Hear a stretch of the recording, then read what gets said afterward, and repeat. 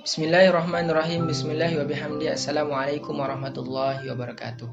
Teman-teman, dalam pertemuan kali ini insya Allah kita akan membahas tentang bentuk mulut baginda Nabi besar Muhammad sallallahu alaihi wasallam, kemudian gigi baginda Nabi besar Muhammad sallallahu alaihi wasallam, dan yang ketiga adalah kemuliaan daripada liur baginda Nabi besar Muhammad sallallahu alaihi wasallam. Sebelumnya, Al-Fakir, saya di sini mencoba untuk menjelaskan bagaimana sosok baginda Nabi besar Muhammad sallallahu alaihi wasallam, atau mencoba mengungkapkan, menceritakan daripada bentuk-bentuk tubuh baginda Nabi besar Muhammad sallallahu alaihi wasallam, dan apabila ada kesalahan atau kekurangan dari cara penyampaian, sungguh memang Al-Fakir adalah orang yang banyak kekurangannya, dan baginda Nabi besar Muhammad sallallahu alaihi wasallam adalah sosok yang kamil mulia di mata manusia, mulia di mata para malaikat, mulia di sisi Allah Subhanahu wa taala. Maka apabila ada kekurangan, Al-Fakir meminta maaf kepada teman-teman sekalian. Baik, dari apa yang telah kami pelajari, bahwasanya tentang mulut baginda Nabi besar Muhammad sallallahu alaihi wasallam sendiri, itu diriwayatkan dari Sayyidina Jabir ibnu Samurah bahwasanya kana Nabi sallallahu alaihi wasallam dhali'al fami ay wasi'al fami min ghairi ifrat. Rasul sallallahu alaihi wasallam memiliki bentuk mulut yang ideal, tidak terlalu kecil dan tidak pula terlalu lebar. Namun yang jelas mulut Rasul Shallallahu Alaihi Wasallam tidak sempit, tidak kecil gitu. Maka mulut beliau itu ukurannya ideal. Nah, seperti itu. Wa an Abi Hurairah radhiyallahu anhu qala kana Rasulullah sallallahu alaihi wasallam wasi'al fami mufallajal asnan. Tadi mulut kita sudah tahu bahwasanya mulut beliau itu tidak kecil, melainkan ideal. Nah, mulut yang ideal itu biasanya dalam logika orang-orang Arab, kalau mulut yang ukurannya tidak kecil, maka itu biasanya lisannya fasih, lisannya dalam menyampaikan itu jelas, wadih, seperti itu. Adapun tentang gigi baginda Nabi besar Muhammad sallallahu alaihi wasallam, dalam riwayat disebutkan bahwasanya gigi beliau itu tidak berdempet semuanya. Jadi ada sedikit rongga, namun tidak berlebihan. Ada sedikit rongga yang nanti akan kita jelaskan hikmahnya. Baik. Di sini disebutkan bahwasanya wasi'al fami mufallajal asnan. Beliau itu mulutnya itu lebar tapi tidak berlebihan, dan gigi beliau itu beberapa memiliki space atau mutafarriqaha, ya, ada space sehingga tidak menempel di bagian-bagian tertentu. Wa bihadzal wasfi wasafahu sayyiduna Ali karamallahu wajhah wa qala kana sallallahu alaihi wasallam barraqath thanaya. Uniknya juga gigi Rasul sallallahu alaihi wasallam itu tampak bercahaya, bersih bercahaya. Ini sebagaimana diriwayatkan oleh Sayyidina Ali karamallahu wajhah. Wa qala Abdullah bin Abbasin kana aflajath thaniyataini. Kana Rasul sallallahu alaihi wasallam aflajath thaniyataini ay ba'ida ma baina thaniyati warraba'iyat. Wa qala radhiyallahu anhu idza takallama ru'ya an-nuru yakhruju min baini thanayahu. Baik, di sini kita sedikit detail membahas tentang gigi baginda Nabi besar Muhammad sallallahu alaihi wasallam. Sebelumnya Al-Fakir minta maaf, ingin menjelaskan semampu daripada apa yang Al-Fakir tahu tentang syakal atau bentuk daripada gigi beliau. Jadi di dalam ilmu anatomi, mungkin kita bisa sebut seperti itu, dalam bahasa Arab kita punya gigi kelinci ya, 2 gigi di atas bagian tengah. Nah, ini disebutnya oleh orang Arab itu thaniyatan. Imma baik itu di atas ataupun yang di bawah. Nah, 2 di atas dan 2 di bawah, bagian tengah ini disebut thaniyatani. Thaniyatan beliau ini ada rongga, space sedikit, tapi tidak terlalu lebar. Nah, cuman di situ ada space saja. Baik, oke. Nah, kemudian di samping gigi kelinci ini ada 2 gigi lagi, baik di atas maupun di bawah. Itu namanya ar-rubaiyat atau ar-rubaiyat. Disebut ar-rubaiyat dalam bahasa Arab, yaitu 2 gigi di samping gigi kelinci kita. Nah, kalau saya di sini. Nah, kalau yang ini di atas. Adapun ini yang di bawah, kurang lebih yang di sini. Baik, di sini. Ini ar-rubaiyat. Untuk apa kita ketahui antara thaniyat dan rubaiyat? Untuk apa? Baik, kita perlu tahu itu untuk menjelaskan giginya baginda Nabi besar Muhammad sallallahu alaihi wasallam. Wa qala idza takallama. Jadi ada space-nya itu antara thaniyat dan rubaiyat. Antara thaniyat di sini ini ada space. Di samping lagi ada space. Nah, samping yang sebelah sini itu ada space juga. 3 di atas, 1, 2, 3, dan 3 di bawah. 1, 2, 3. Sampai sini saya harap teman-teman bisa paham.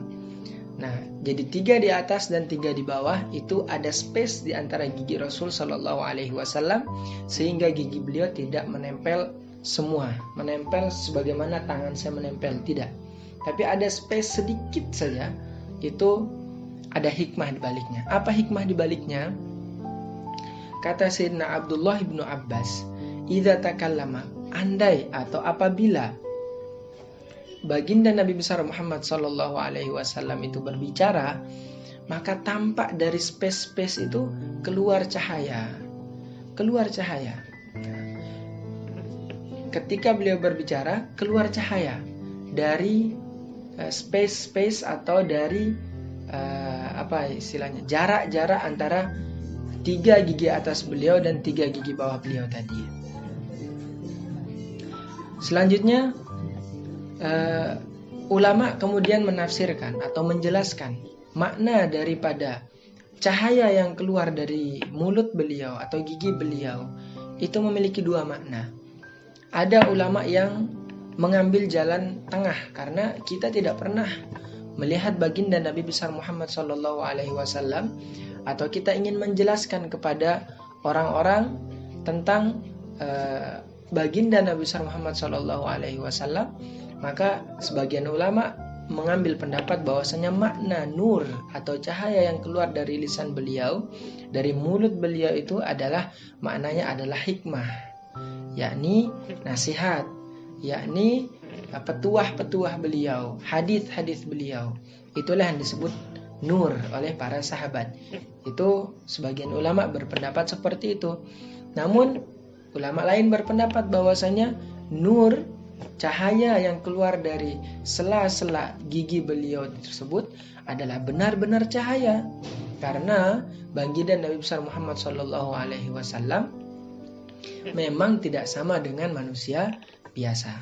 Dan sebagian aulia itu pernah bermimpi. Sering kita mendengar bahwasanya para aulia bermimpi tentang baginda Nabi besar Muhammad SAW, dan mereka melihat dalam mimpi mereka benar bahwasanya ketika Rasul SAW berbicara, itu tampak keluar dari mulut beliau itu cahaya-cahaya sebagaimana yang diriwayatkan oleh Sayyidina Abdullah ibnu Abbas. Ini tentang mulut dan gigi beliau. Juga cahaya yang keluar dari gigi beliau atau melewati gigi beliau. Selanjutnya kita akan berbicara tentang kemuliaan air liur beliau.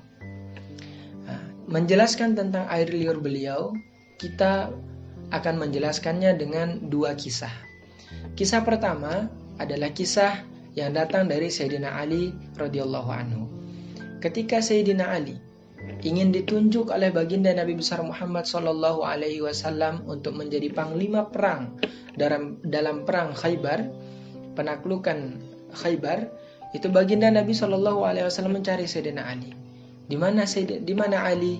Di mana Ali? Kata para sahabat, sesungguhnya Ali sedang kurang sehat matanya. Artinya sahabat ingin mengatakan bahwasanya Ali mungkin untuk saat ini belum bisa dijadikan panglima perang. Namun kata baginda Nabi besar Muhammad SAW, datangkan Ali kepadaku. Di situ apa yang terjadi? Di saat Sayyidina Ali merasakan matanya sedang kurang sehat, kemudian Rasulullah SAW mengambil air liurnya dan mengambil air liur dan meletakkannya di mata Sayyidina Ali. Wallahu alam, bagaimana air liur itu sampai kepada mata Sayyidina Ali? Imma baik Rasulullah SAW mengambil air liur dan meletakkan di matanya, atau langsung tafala. Tafala itu kalau saya ingin memperagakan, ya kurang lebih seperti itu. Di mata Sayyidina Ali. Apa yang terjadi kemudian setelah Rasul Shallallahu Alaihi Wasallam meletakkan ludahnya di mata Sayyidina Ali tadi, mata Sayyidina Ali yang awalnya buram, yang awalnya kurang sehat, yang awalnya tidak bisa melihat dengan jelas, itu sembuh seketika dan faraja'at ahadda mimma kana. Itu menjadi lebih tajam, menjadi lebih terang benderang mata beliau. Itu berkat air liur baginda Nabi besar Muhammad sallallahu alaihi wasallam. Kemudian kisah yang kedua, ini datang dari seorang perempuan. Wanita ini dari riwayat ini datang dari Abi Umamah. Anna imra'atan badhi'atal lisani atathu wa huwa sallallahu alaihi wasallam yaqul.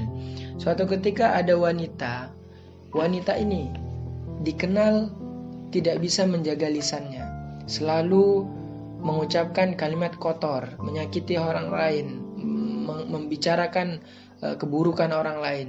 Pokoknya apa yang keluar dari lisan wanita ini selalu tidak baik. Nah, kemudian wanita ini datang kepada Rasul sallallahu alaihi wasallam ketika Rasulullah sedang makan. Faqalat, berkata wanita tadi, "Ala tut'imuni? Tidakkah engkau memberikan sebagian dari makananmu kepadaku?" kata wanita tadi. Fana walaha, dan Rasulullah memberikannya. Min yadaihi, dari tangannya.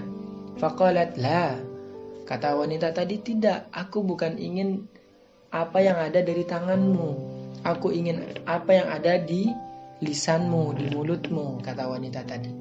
Kemudian Rasul Shallallahu Alaihi Wasallam mengambil apa yang ada di mulutnya dan memberikannya kepada wanita tadi. Apa yang terjadi? Falam yu'lam minha ba'da dzalika syai'un mimma kanat alaihi minal bada'ati. Setelah Rasulullah Shallallahu Alaihi Wasallam memberikan makanan yang ada di lisannya, yang sudah bercampur dengan air liurnya tadi, kemudian dimakan oleh wanita tadi, sejak saat itu orang-orang yang mengenal dia sebagai orang yang tidak bisa menjaga lisannya, jadilah wanita ini menjadi wanita yang ahli hikmah. Keluar dari lisannya selalu hikmah, keluar dari lisannya adalah perkataan yang baik, keluar dari lisannya itu adalah ungkapan-ungkapan yang membuat orang itu menjadi cinta kepada Allah dan Rasulnya. Ini adalah kemuliaan daripada mulut beliau, gigi beliau, dan air liur beliau. Semoga menambah kecintaan kita kepada baginda Nabi besar Muhammad sallallahu alaihi wasallam wa sallallahu ala sayyidina Muhammadin wa ala alihi wa sahbihi wasallam.